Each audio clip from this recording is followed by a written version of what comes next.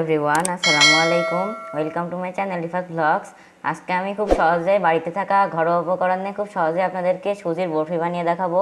আর এই বরফিটা খেতেও কিন্তু আলহামদুলিল্লাহ অনেক টেস্টি হয়। তো সম্পূর্ণ ভিডিওটা দেখতে থাকুন, আশা করছি ভিডিওটা আপনার কাছে ভালো লাগবে। By the way, I am chef Rezwan, welcome to RifatVlogs. তো সবার প্রথমে একটি ফ্রাই প্যানে গরম করে নিয়েছি, এবার দিয়ে দিয়েছি 2 টেবিল চামচ সাদা তেল।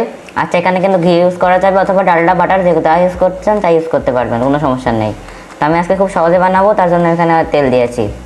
আর দিয়ে দিচ্ছি 1 কাপ সুজি বাসি।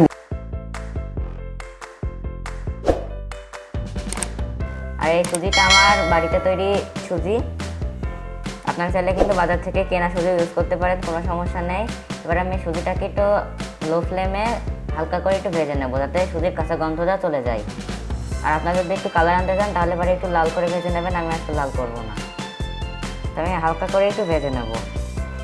আর এরকম মজার মজার ভিডিও পেতে প্লিজ আমার চ্যানেলটিকে সাবস্ক্রাইব করুন।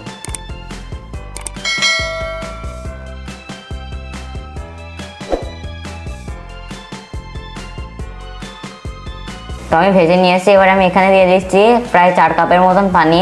আচ্ছা, পানির পরিমাণটা কিন্তু আপনাদের একটু কম বেশি লাগতে পারে। পানিটা দিয়ে এবার আমি খুব ভালোভাবে মিশিয়ে নিচ্ছি। আর এরপর গ্যাসের জাল কিন্তু বন্ধ আছে, অবশ্যই এটা বন্ধ করে করবেন, নইলে কিন্তু লেগে যেতে পারে। সব কিছু মিশাতে থাকলে দেখবেন পানির সাথে সুজিটা খুব ভালোভাবে মিশে যাবে। আপনার চাইলে কিন্তু এখানে দুধ ইউজ করতে পারেন, কোনো সমস্যা নেই। আর এবার দিয়ে দিচ্ছি স্বাদ অনুযায়ী লবণ। লবণটা দিলে কিন্তু মিষ্টি জিনিসের টেস্টটা ভালো আসে, আপনার চাইলে নাও দিতে পারেন, তবে চেষ্টা করবেন দেওয়ার টেস্টটা ভালো আনার জন্য। আমি এবার জালটা ধরিয়ে দিয়েছি, এবার আমি এটাকে অনবরত নাড়তে থাকবো আর জাল করতে থাকবো। আর যদি মনে হয় পানির পরিমাণ নাট্য লাগবে তাহলে পরে কিন্তু আপনারা এখানে পানি দিতে পারেন। এবার দিয়ে দিচ্ছি 1/2 কাপ চিনি। 1 কাপ সুজির জন্য কিন্তু 1/2 কাপ চিনি কিন্তু ভালো। আমি এমনি কম মিষ্টি খেতে পছন্দ করি, তাই আমি এখানে 1/2 কাপ দিয়েছি। আপনারা চাইলে যদি মিষ্টি বেশি খেতে চান তাহলে কিন্তু চিনির পরিমাণটা বাড়িয়ে দেবেন।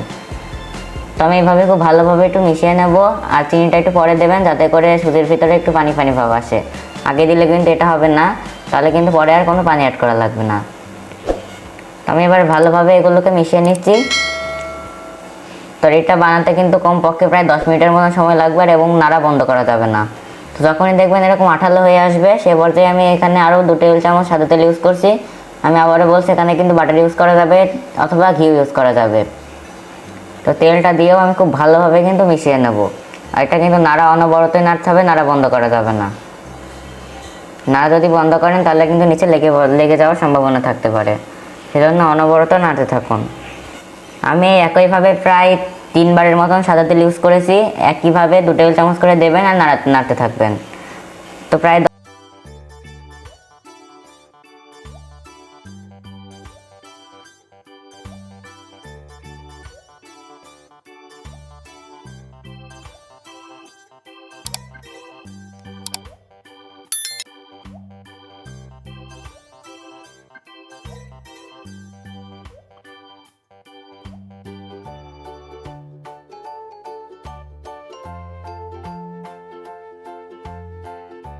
দশ মিনিট হয়ে গিয়েছে। এ পর্যায়ে দেখুন আমাদের সুজির ডোটা কিন্তু প্যান ছেড়ে দিচ্ছে। এ পর্যায়ে কিন্তু নামিয়ে নিতে হবে। নামিয়ে আপনি যে পাত্রে ঢালতে চান সেই পাত্রে অবশ্যই একটু তেল লাগিয়ে নেবেন, এটা গরম গরম করতে হবে। তো আমি এরকম একটি প্লেটে তেল লাগিয়ে নিয়েছি। এবার আমি মিশ্রণটাকে ঢেলে একটা স্প্যাচুলার সাহায্যে ছড়িয়ে নিচ্ছি।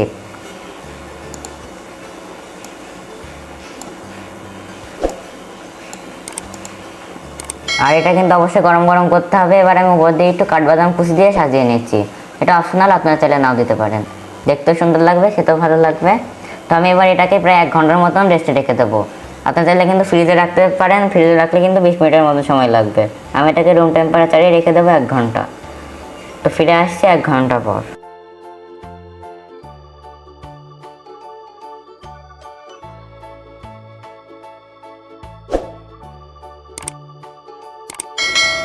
তো দেখুন আমাদের বরফি কিন্তু পুরোপুরিভাবে সেট হয়ে গিয়েছে। এবার আমি একটি ধারালো নাইফ দিয়ে ডায়মন্ড শেপে কেটে নিচ্ছি। আমার ডায়মন্ড শেপটা পছন্দ, তাই জন্য আমি ডায়মন্ড শেপে কাটছি। আপনারা আপনাদের পছন্দ মতন শেপ অনুযায়ী কেটে নেবেন।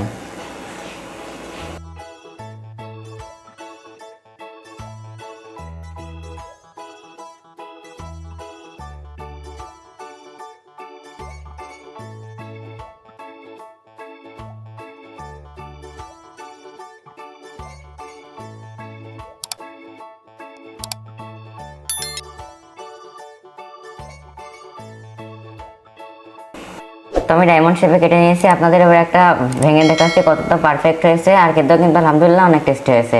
তো আশা করেছি ভিডিওটা আপনাদের কাছে ভালো লেগেছে। ভালো লাগলে প্লিজ আমার চ্যানেলটিকে সাবস্ক্রাইব করবেন। পরবর্তী ভিডিও পাওয়া পর্যন্ত সকলে ভালো থাকবেন, সুস্থ থাকবেন। আল্লাহ হাফেজ।